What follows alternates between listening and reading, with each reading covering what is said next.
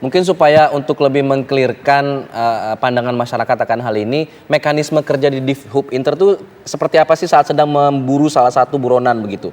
Apakah mereka memang ada punya sistem tersendiri yang terhubung dengan segala lintas batas negara, kerjasama dengan negara lain, itu seperti apa mekanisme kerjanya Pak? Sehingga masyarakat juga bisa menilai lebih fair. Ya, fungsi hub inter itu ya Pak ya, antara lain ya kalau untuk pengejaran seorang tersangka itu, dia berkoordinasi dengan Interpol, keluar polisi internasional, dengan menerbitkan red notice namanya. Red notice itu adalah pesan yang dikeluarkan oleh polisi kita, disampaikan dengan polisi-polisi yang lain, di polisi Interpol, untuk apabila ada orang ini bantu ditangkap gitu.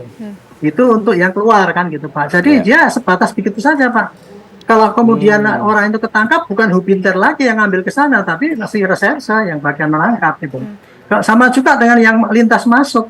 Dia apabila ada lintas masuk, orang yang dicekal ataupun orang yang ditangkal gitu, itu kewajiban dia untuk mengawasi dan memberikan informasi yang dini.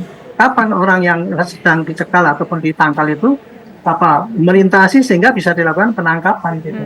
Pak, Itu fungsi daripada hubinter gitu. Jadi dia tidak sampai kepada fungsi menangkap yang bersangkutan itu, dia hanya sekedar informasi aja. Hampir mirip dengan imigrasi, cuman dia hubungannya lebih lebih dekat ya dengan Interpol. Dia bisa meminta bantuan, komunikasi baik lisan, baik komunikasi atau persurat gitu. Karena kan hukum di luar negeri kan beda juga dengan sini. Kita nggak bisa melakukan penangkapan di luar. Nah, itu perannya hubinter, disitulah dia intensifkan komunikasi itu sehingga suatu tindakan cepat bisa dilakukan. Hanya terbatas itu saya kira, sehingga dia bisa didambakan untuk wah dialah yang pasti harus bertanggung jawab untuk menangkap itu. Karena memang fungsi dia gitu. Oke, gitu. Pak. Seperti tadi kan Pak Multi kan cuma mengatakan ya saya bisa hanya tahu masuk karena datanya seperti itu kan. Oke, ya kan koordinasi dengan Interpol. Jadi ketika saya membayangkan begini, jika ketika ada satu buronan lintas negara begitu, lalu kemudian ia terdeteksi masuk ke negara lain,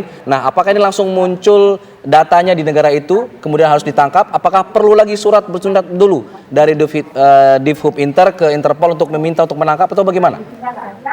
Enggak, kalau kita mengeluarkan red notice itu harus lengkap datanya Pak Sudah. Data pribadinya, kemudian apa tindakan-tindakannya, ciri-cirinya seperti apa, kemudian apa harapannya gitu kan. Itu sudah lengkap, baru dibikin red notice, dikirim ke Interpol, dan itu kemudian kalau memang itu diterima, barulah itu bisa diakui sebagai red notice yang bisa ditindaklanjuti oleh polisi-polisi lain yang daripada negara yang ingin itu. Jadi tidak sembarang kita bikin red notice, tangkap ini. Nggak akan dilayani red notice itu kalau tidak dilengkapi dengan data-data yang lengkap gitu. Oke, baik. Pak Haryanto, nanti kita akan lanjutkan kembali perbincangan kita. Ini berbicara soal red notice, sebetulnya juga cukup menarik. Apakah sejauh ini ketika Harun Masiku sempat tertangkap kamera CCTV, begitu di Soekarno-Hatta ketika baru tiba di Indonesia, kemudian dinyatakan hilang, dicari sampai sekarang nggak ketemu, sempat nggak kita mengeluarkan red notice? Dari yang informasi yang Bapak ketahui, mungkin dari teman-teman yang masih aktif di Polri, Pak. Nanti akan kita jawab usai jeda berikut.